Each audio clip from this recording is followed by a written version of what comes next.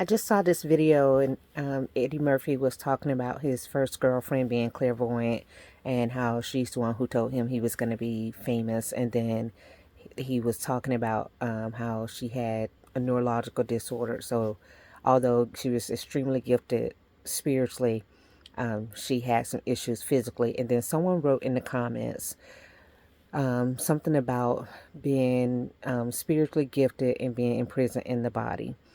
And I could resonate with that so much because one reason I don't like being around people, interacting with people, is because when I do, I get all kinds of information about people.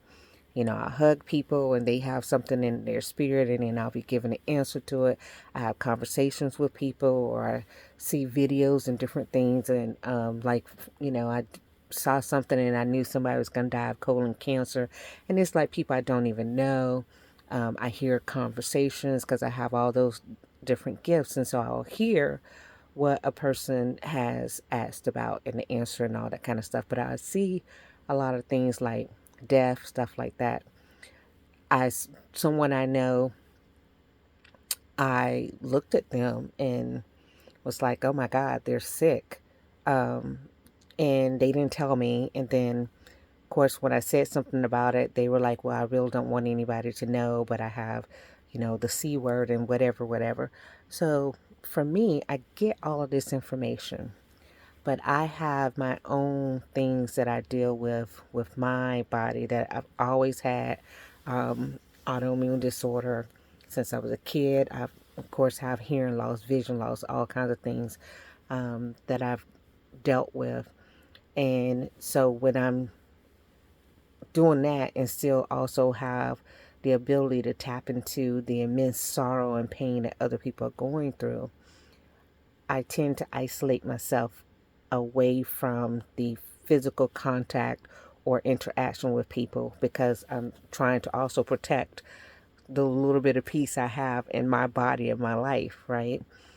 My gifts, of course, make me really great with my clients. It makes me very, able to assist them and able to help guide people as they navigate life better. But there's always a price. And when I was younger, I didn't pay attention to that price as much as I do now. And I think it's important, if you're walking a spiritual path and going down a spiritual journey where you are assisting others, that you pay attention to the fact that there is a cost. There's always a cost. And you have to be willing to pay the cost, or you won't be able to do the work.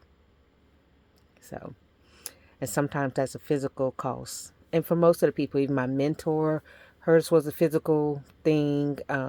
A lot of people that I have interacted with on the spiritual level who were truly spiritually gifted, like, yes, I don't need to go through somebody to get the answer. Like some people, I don't need to call on a certain frequency of an individual in order to get the answer. So the people I've known who've been at the level that I'm at, every last one of them had something with the physical to where they were restricted in movement on some level. And I have something that I'm restricted in movement on some level. It's very interesting. But just note that might be the case with you guys. If you're going to keep pursuing these spiritual gifts and spiritual callings, you might have a thorn in your side.